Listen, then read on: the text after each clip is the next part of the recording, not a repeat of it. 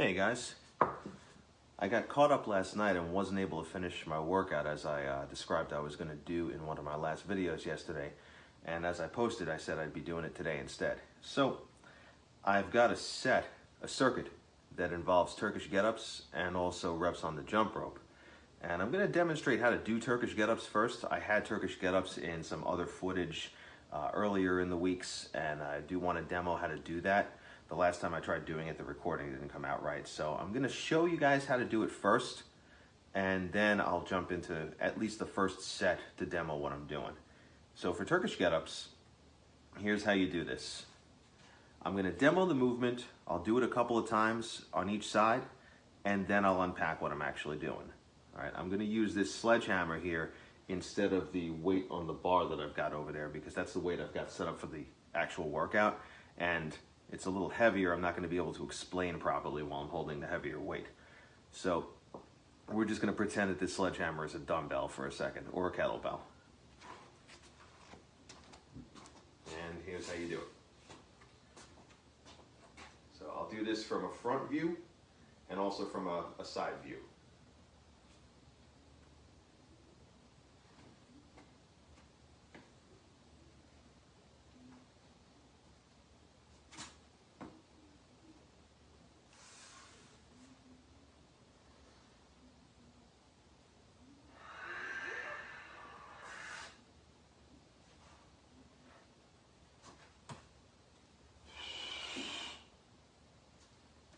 That's one rep. Okay, I'm going to do that from a side view as well. So I'll go this way first.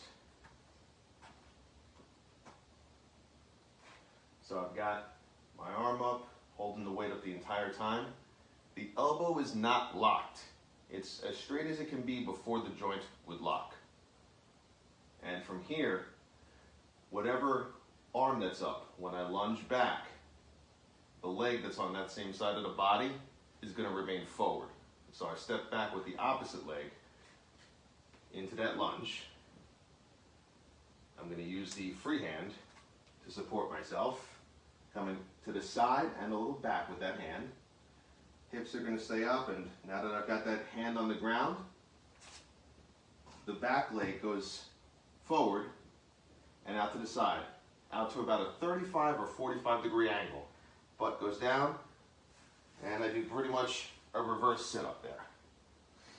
Okay, now that I'm flat, I'm going to take a deep breath in, and I'm going to exhale strong as I do a sit-up, as controlled as I can, and I'm actually kind of doing the sit-up towards that straight leg that's out to the side. This arm is still out over here. I'll demonstrate this on both sides.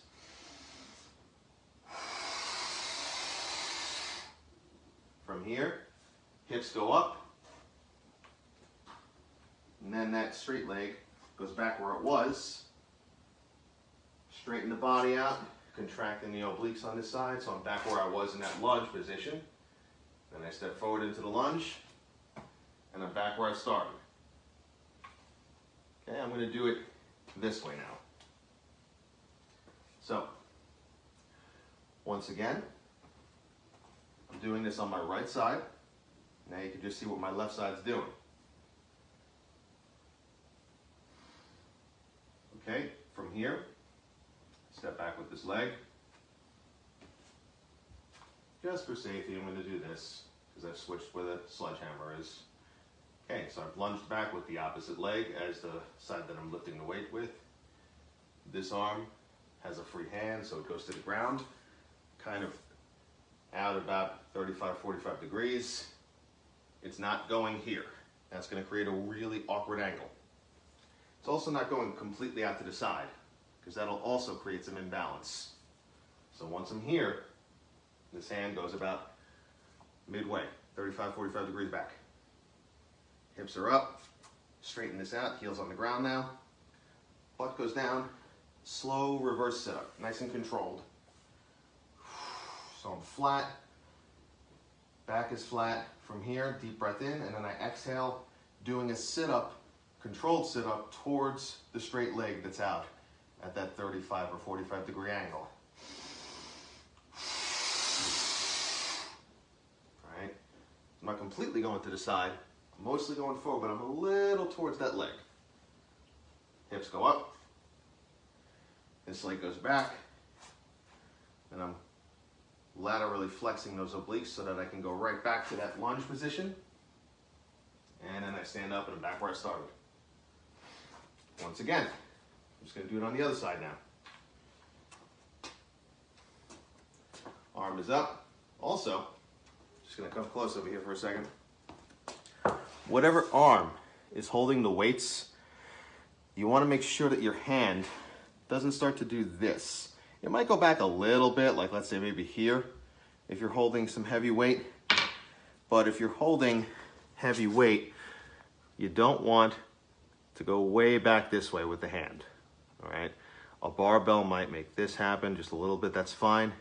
But if you're holding a kettlebell, you want your hand, your wrist, to look like this, to where from the knuckles all the way down into the middle of the forearm, it's pretty much a straight line, all right? Kettlebell especially, because then you'll be really working the forearm flexors over here to keep that position as opposed to letting this happen. If you got other weights like a dumbbell or a barbell, there's not going to be as much resistance going this way, but you're still going to want to flatten out. Don't let it happen all the way. Either keep it like this, or if it's something besides a kettlebell, maybe that. Maybe the slightest bit back, but that's it. All right, and that's just because some lateral instability might cause that to happen if you're using a barbell or a dumbbell. Kettlebell, keep it like this at all times. Anything else here, or no more than maybe that. All right, anyway.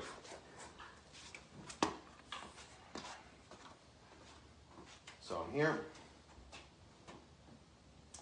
Left arm is up, so when I come down into that lunge, I'm stepping backwards, the left leg stays forward.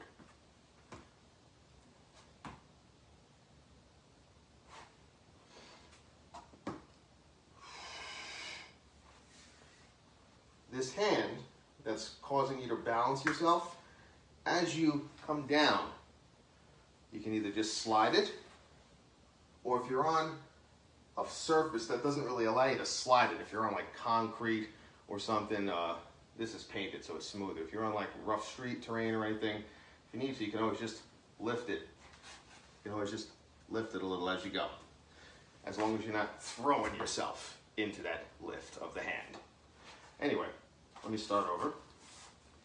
Here, lunging back with the opposite leg. This hand goes down. Leg goes out at a 35 or 45 degree angle. Butt's on the floor now. Slow motion reverse sit up. And I did exhale on that. Now a deep breath in so I can exhale on the way up towards the straight leg.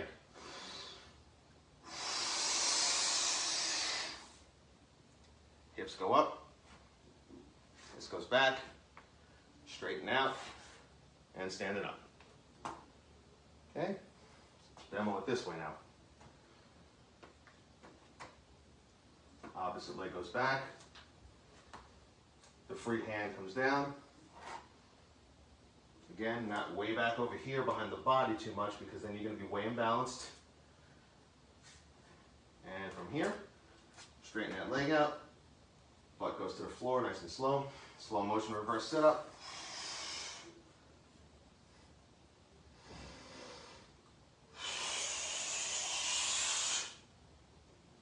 Nice exhale on that sit up.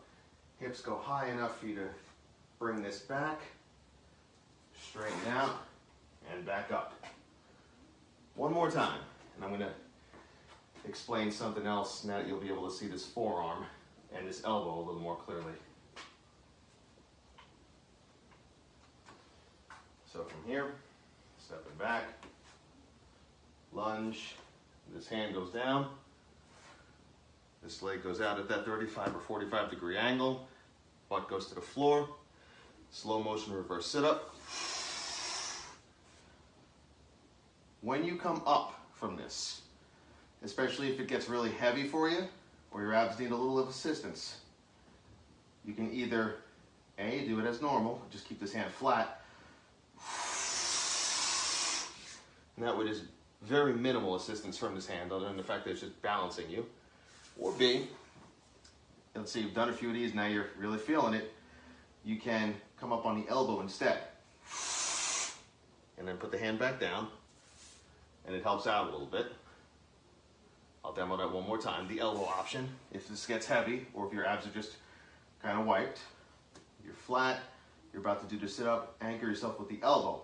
Deep breath in. And then just bring the forearm and hand back down. And as you come up, straighten out the arm. So there's a little more assistance. Option C is you're not coming up on the elbow, but as you come up, the whole forearm is going to help you instead of just a hand. So as I come up, my arm is bent. So if you notice, the forearm remains flat. But now my arm is bent so that if I need that little push of assistance, boom, I straighten my arm out and I've got it. All right, so again, option A is the harder one. You keep the hand flat the whole time. And then options B and C are your assistance options. You can really use either one. Option B is come up on the elbow, then flatten the arm again, the hand again, straighten out. Option C is you're not coming up on the elbow, but you're anchoring yourself on the whole forearm while the upper arm leaves the ground. And now that the arm is bent, boom. Here's how that all looks in real time. Option A. Option B with the elbow only. Option C with the whole forearm. Anyway, from here, hips go up, bring that back, straighten your body out, and return to the start. Okay. You can use just about anything. I mean, if you don't have dumbbells or kettlebells or a barbell or anything, you can use a sledgehammer like I'm using right now. You can use a chair. You can use a container of bleach. I mean, use something that's going to provide some resistance, but that you can hold and not worry about it falling on you, not worry about the grip on the thing and not working out too well. You want to be able to grip whatever you're using properly, all right? If you don't have an option with weights, you can always increase the number of reps you do with this. If you go pretty heavy, I mean, just 1 or 2 reps per side, you're going to be spent, okay? But if you got to do more reps, that's fine. I recommend if you've never done these before, take some time, do at least 2 or 3 sets per side of the body where you're doing at least 2 or 3 reps on each of those sets per side of the body with just your body weight. You're just holding your hand up, all right? And then after that, and after maybe a 30 to 60 second recovery, if you're really spent just from that alone, and at least 90-second recovery, then put a light dumbbell in your hand, all right? If you're struggling with just body weight, maybe stick with that. If you feel like you can push yourself more, maybe 5 or 7 pounds, maybe 10 in your hand. If you're a guy or a woman who has a particularly stronger upper body, then maybe 10 pounds, 15 pounds or more. But get used to the form with no weight first, and then with very light weight, just to get used to the sensation of having something in your hand that's providing a little bit of resistance as you do this, all right? And then listen to your body, work with what you know you can work with safely. I'd rather people use less weight on this and do more reps for focus on form and so on than jumping headfirst into really heavy weight and injuring themselves, because obviously a lot can go wrong really fast with this exercise, but it's an amazing exercise. It works so much of the body in one shot. Not only does it work you strength-wise, but it also can work you cardio-wise too, at least on the anaerobic end. All right, I'm gonna cut this video here, and the very next one that I attach with this in my post will actually show the workout, or the portion of the workout that I'm gonna do. If you got any questions, feel free to message me, call me, or write up in the comment section. All right, take care, guys.